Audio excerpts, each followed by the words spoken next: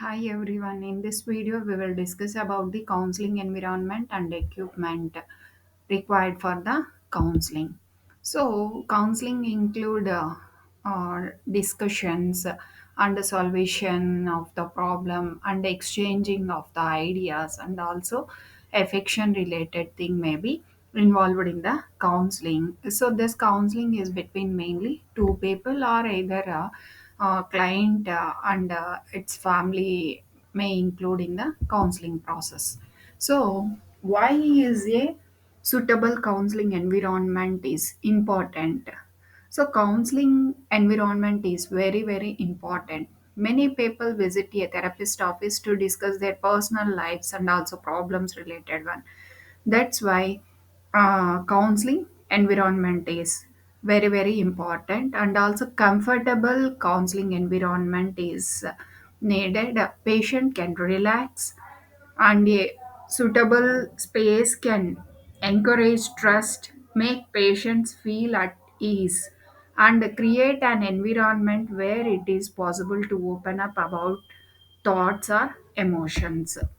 So, apart from this, for creating sustainable environment for the counseling, some tips are given here.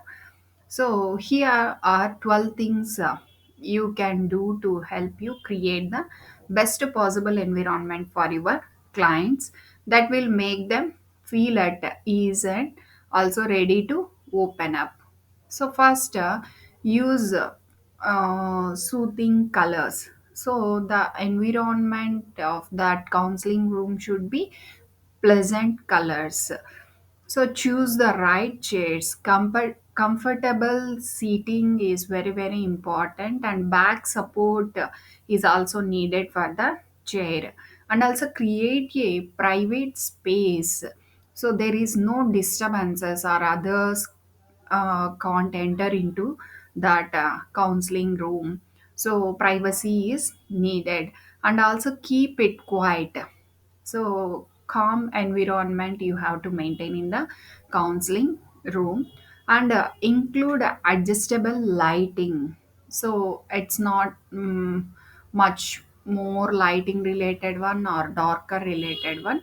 So depends upon the condition how to adjust the lighting.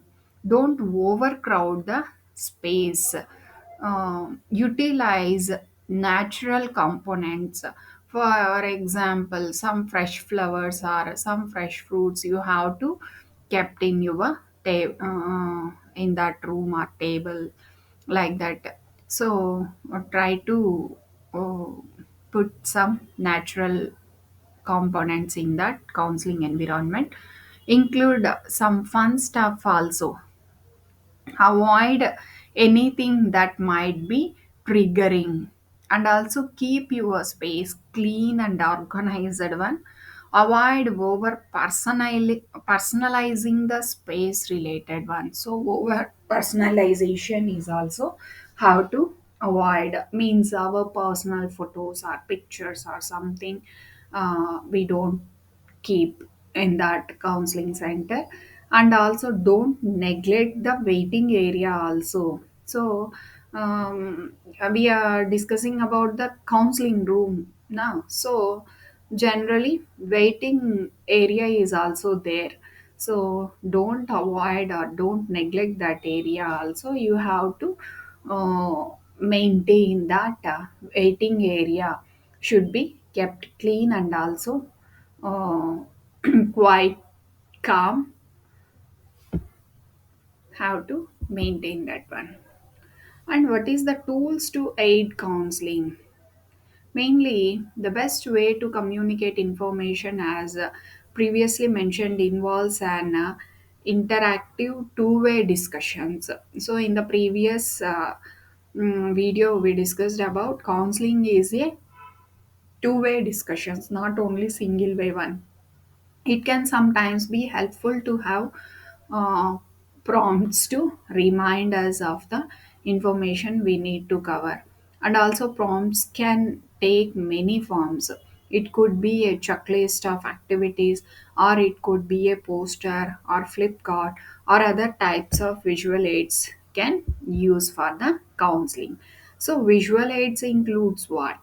Visual aids can be used to reinforce your discussion, and also visual aids can also stand alone as methods of providing information. The main advantage of using them alone without discussion is that they do not allow for interactive communication and therefore may be misunderstood. So, if you do give out visual aids without having a discussion, you can overcome this difficulty by providing people with an opportunity to ask questions at a later point. So either in group or individual discussions also. So in the counseling, visual aids play a major role.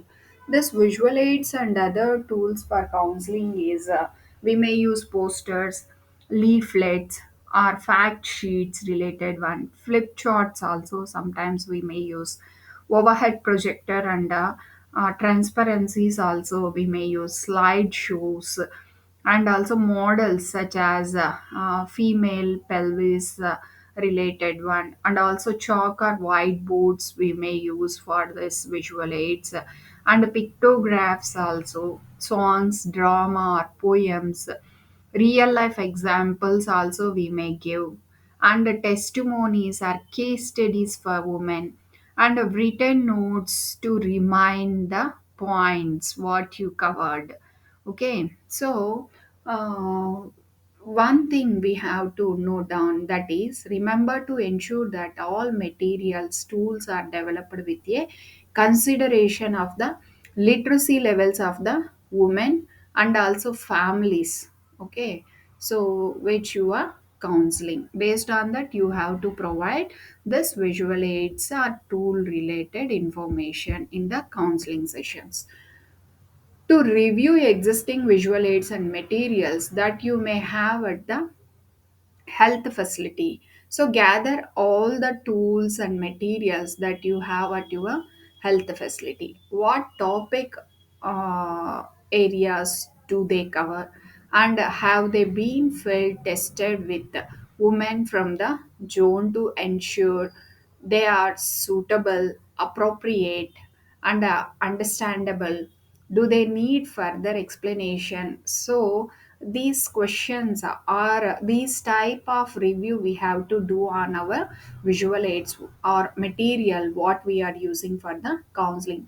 And also the developed material is really supporting to them, or it is related to the topic what we are going what you are giving counseling related one, and how could you go about developing or obtaining more materials, and what resources would you need to do this. So like this we have to review this one, and also again we may reframe or reconstruct them like that. So developing good visual aids and tools is a skilled activity, and many people specialize in this as a job. So you may well have a department within the health service which does just that. So we may utilize the services of these skilled persons to prepare that visual aids. Where possible, you should try and use exist tools visual aids because they will have been tested and also reviewed. However, there are some instance where there will be no tool available for a topic. This is where you can develop your own tools. Sometimes we have to develop our own tools. It could be something simple like a fact sheet or list of support organizations on a particular topic. So it could be a simple poster or a prompt sheet to remind you all the information you need to cover. So like that we may develop, and also you might also consider working with local women or communities to develop and create some materials, although this will take time. So, as you work through the handbook, you will find suggestions of tools and aids that you can create yourself. Another thing you should consider doing is organizing a resource library at your health facility. So where you keep all your tools and aids, both professionally developed aid as well as those that you and your colleagues have put together. So how to review and reframe, and how we can construct the aids is that thing. Sometimes we have to focus on the home based records also.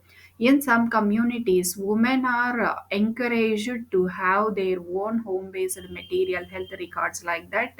These records often consist of personal information such as marital status, and also parity, and also information on the past pregnancies, and also births related one. These home based records can be an excellent counseling tools in sometimes. They provide a means to record what has been discussed in individual counseling sessions, which can be built upon in further discussions. You can also include the women's birth emergency plans as part of the records.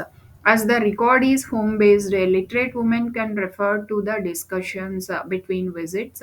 If she does not read, you will need to find other ways, such as images, to remind her of the key points discussed. So, if you do not have home based records in your community, why not consider starting them up? So we have to encourage them to start their home based records to maintain each person. And the role of records in the counseling. So what is the main role of this records is to stimulate the discussions and interactions, to remind the counselor of the information to be communicated, to communicate information in a simple relevant way to the woman and also her family, to act as a reminder to the woman and also family of previous communication, to illustrate examples and also consequences of action, in action, and to strengthen the links and communication between the different levels of the health system. So based on this, sometimes group information sessions are, we have to conduct for collect some information, or better counseling related one. This is community related activity. It is not always possible to spend time providing detailed information to individual women on every aspect of MNH. So there are a number of topics where it is beneficial to work with groups of women or groups in the community. For example, basic care in the home during pregnancy, or topics which can be communicated in the group and which do not necessarily need individual counseling. Not only this one, present anemia is the biggest one. Children, adolescent, and also pregnant, majority all population groups are suffering with this. So if we spread information regarding anemia, how it occurs, how to treat anemia, what type of foods we may include in our diet daily, so how can we improve our HB levels through these foods. If we conduct these type of group counseling sessions, it may be beneficial for the community. So sometimes we have to conduct that kind of thing.